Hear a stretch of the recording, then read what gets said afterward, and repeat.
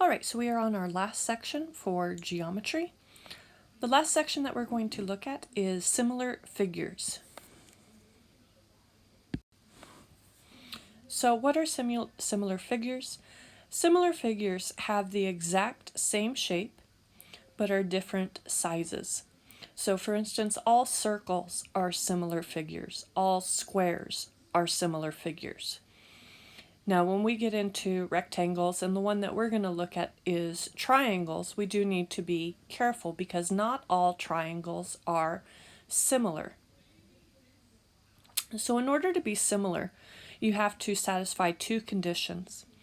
Your corresponding angles are the same.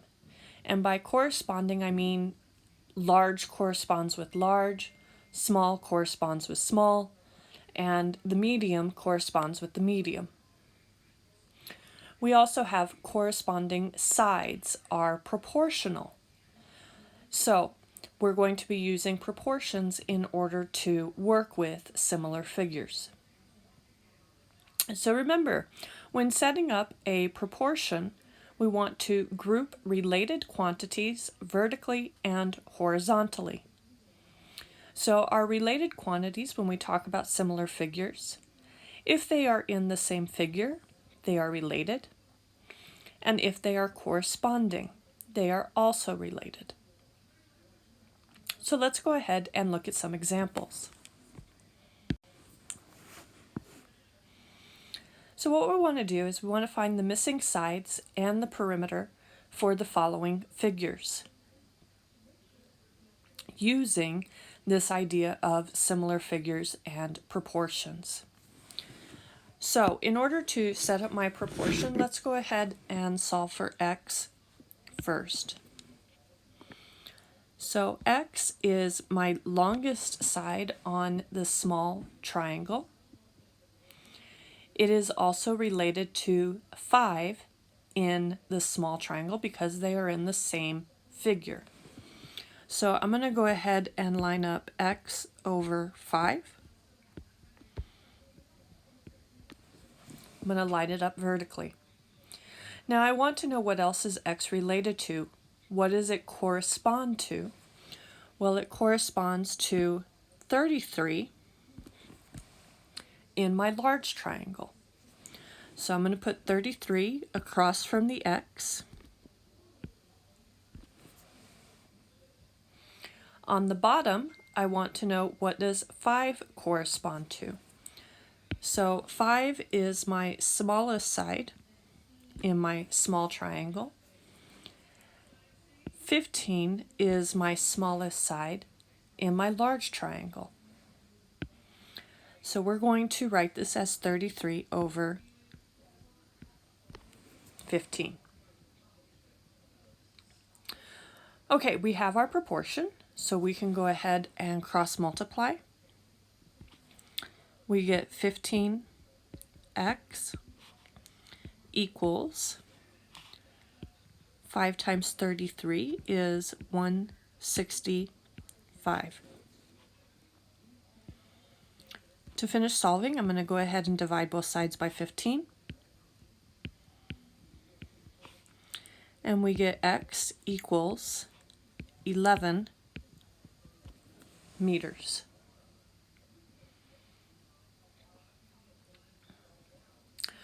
Okay, so now let's go ahead and find y. So let's see here, y, I'm going to put y on top.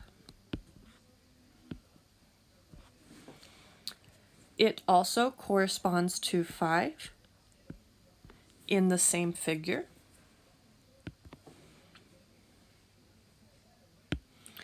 And then now I want to know what is it related to in my large figure. So y is my medium side in the small figure. It corresponds to the medium side in the large figure. So we get 24. I'm going to match that up with my y. My 5 corresponds to my 15. And we have our proportion. So if we go ahead and cross multiply, we get 15 y equals 5 times 24 is 120. To finish solving, we divide both sides by 15. And we get y equals 8 meters.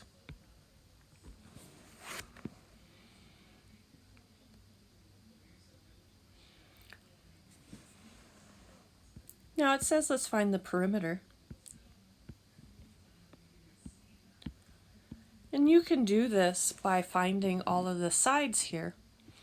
But one thing to note is that the perimeter is also proportional to our figures. So for instance, let's say we wanted to find the perimeter of the small figure. Well, I'm going to go ahead and set up p over 5, so the perimeter of the small figure. Over one of the sides, I'm going to choose 5 equals the perimeter of the large figure. If we go ahead and add up all of these values, we get 72 over my corresponding side, which is 15. So if we go ahead and cross multiply, we get 15p equals 360. We can go ahead and divide by 15, and we get p equals 24 meters. And if we go ahead and find the perimeter of the small figure by adding up the sides, we get 11, 8, and 5 do in fact add up to 24 meters. Now another thing that, we prefer using proportions for this, but when we talk about similar figures, think about standing at your copy machine and either blowing up a figure, making it larger, or shrinking down a figure. If we look at each of these numbers, how are we getting from our large figure to our small figure? To get from 15 to 5, we divide by 3. That should be the same for all of these. To get from 33 to x, we divide by 3, we get 11. To get from 24 to 8, we divide by 3. And so that is going to be kind of our little shortcut that we can use in order to get from our large figure to our small figure. Now that works fine on this one because we do have nice numbers. But if your numbers are not so nice, then the best way to do this is using proportions. Okay, so let's try one more. We have two triangles here, and we have some sides. So let's go ahead and identify what corresponds to what on each one of these. So x is my small side on the small triangle. It corresponds to 18 in my large triangle.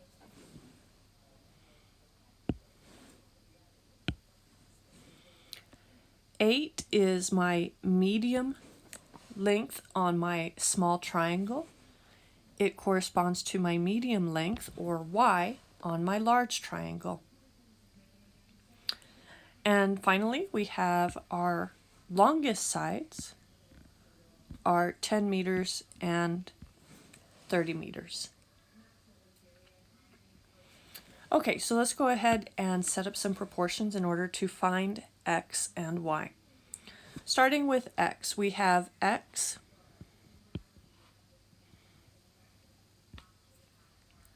corresponds to 18. Note that it doesn't matter whether you line them up vertically or horizontally as far as which one is which. So I'm going to put x and 18 together. They are related. They are my corresponding. Now for my second fraction, what numbers do I want to use? Well, I don't want to use 8 and y because then I'm going to have too many variables running around. So I'm going to use the 10 and the 30. So if we cross multiply now, we get 30x equals 180. To finish solving, I'm going to go ahead and divide by 30. And we get x equals 6 meters.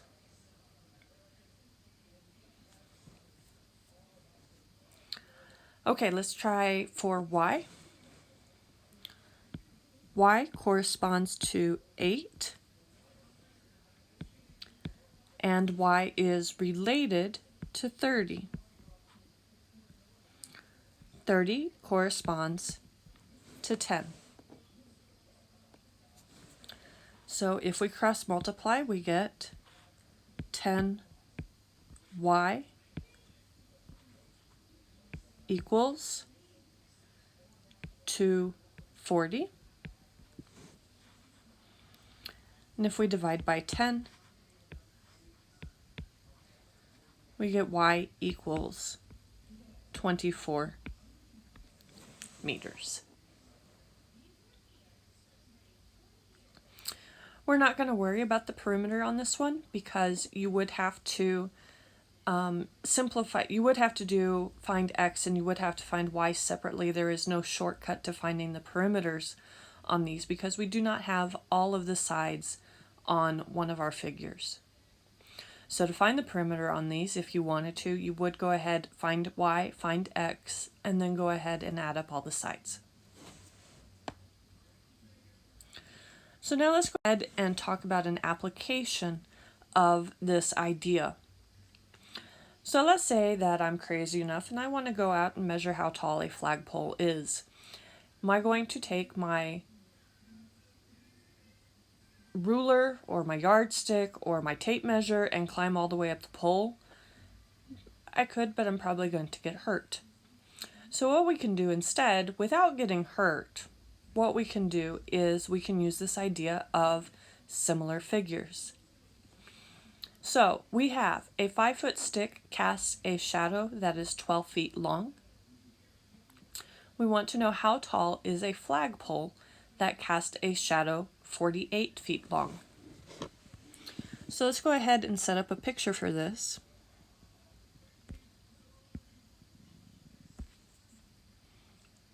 We have a stick 5 feet. We have a shadow 12 feet. My other figure,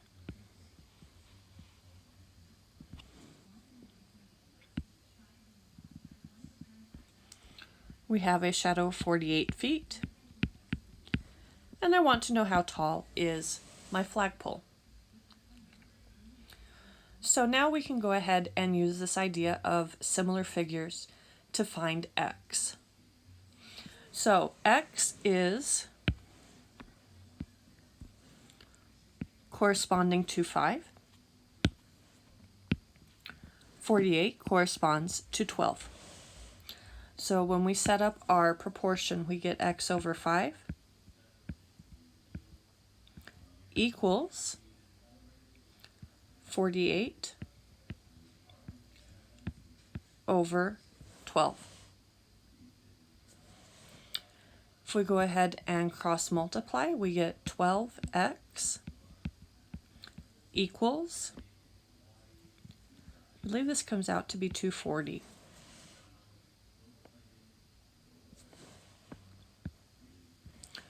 Divide by 12 on both sides, and we get x equals 20 feet.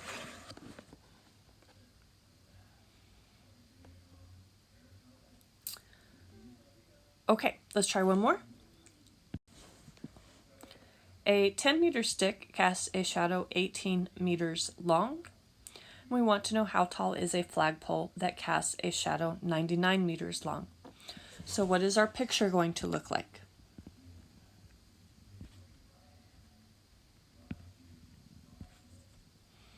We have a 10-meter stick with a shadow 18 meters.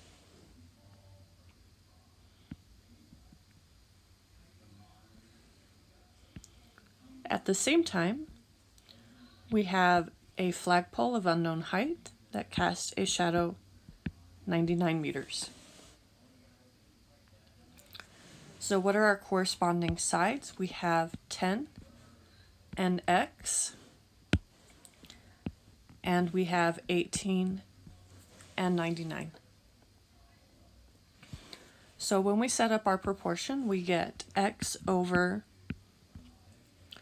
99 equals, x is also related to 10 over 18.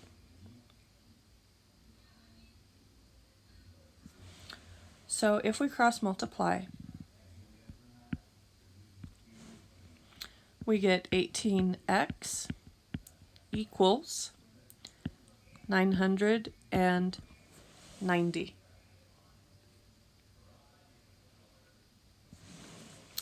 We can divide by 18.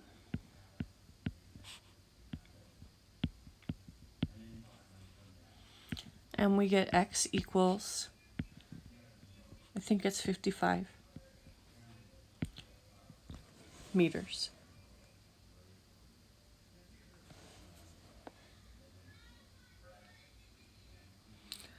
All right, so that takes care of our similar figures, and that takes care of our geometry module. So the next thing that we're going to be looking at is we're just going to look at some random topics that we still need in order to finish off the semester. So good luck, and I will see you guys again soon.